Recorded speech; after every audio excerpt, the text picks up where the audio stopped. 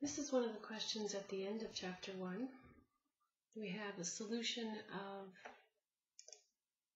sucrose in water, an aqueous solution, 28.0%. Sucrose by mass has a density of 1.18 grams per mil. Excuse me.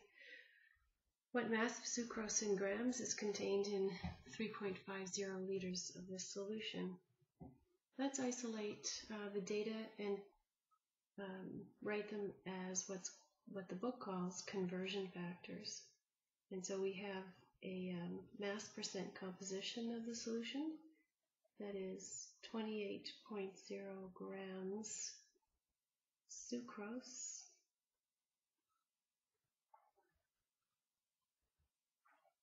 in every 100 grams of the solution.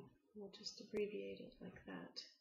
And the solution has a density of 1.118 grams of solution for every mil of solution. And again, this is one of the important things in this chapter, the idea of a conversion factor. So writing the information like this allows me to use this ratio here in the calculations to convert from the units of grams of solution to grams of sucrose, and so that's useful, or the other way around. And this allows me to calculate between mass and volume of the solution. So what mass of sucrose is contained in 3.5 liters of this solution? That's where I start. I'm going to start my calculation with that value. I don't want to start a calculation with a conversion factor because that doesn't allow me to end up with something tidy as a single item. It's just not a good idea. So let's start with 3.50 liters of solution. And I want to go through the calculation and end up with a mass of sucrose in grams. So I can't convert in one step liters of solution to grams of sucrose. I don't have a conversion factor that does that. So the route I'll take is to go from a volume of solution to a mass of solution. So I would use this guy. And then once I have the mass of solution, I can use this to convert from the mass of solution to the mass of sucrose. Now, just be careful of your units. Right now they're liters, so I'm going to take care of that and convert it to milliliters.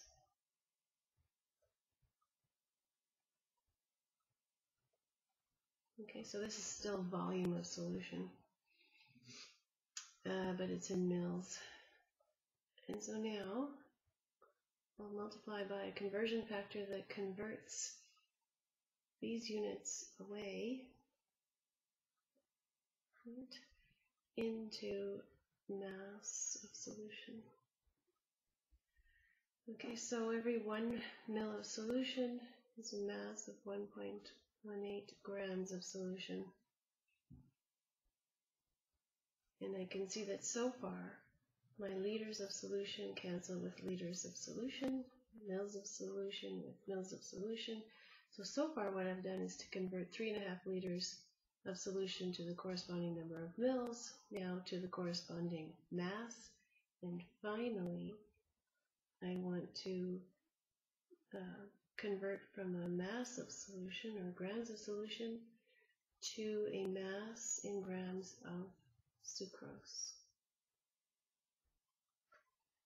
And there's my conversion factor. So in 100 grams of solution, I have 28.0 grams of sucrose. So grams of solution go out with grams of solution, and I'm left with my units of grams of sucrose. That's what I'm asked for, so I can go ahead and do the calculation. Okay, and I'll let you do that. The precision of the final answer should be 3 sig figs. This has 3, this has 4, this has 3.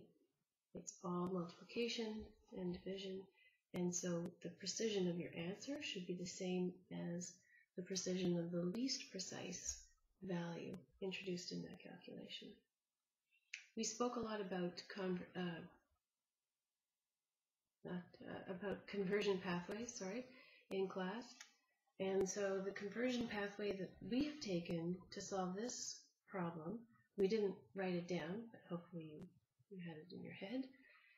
The conversion pathway is volume of solution in liters to volume of solution in mils, to a mass of solution in grams, to finally a mass of component sucrose.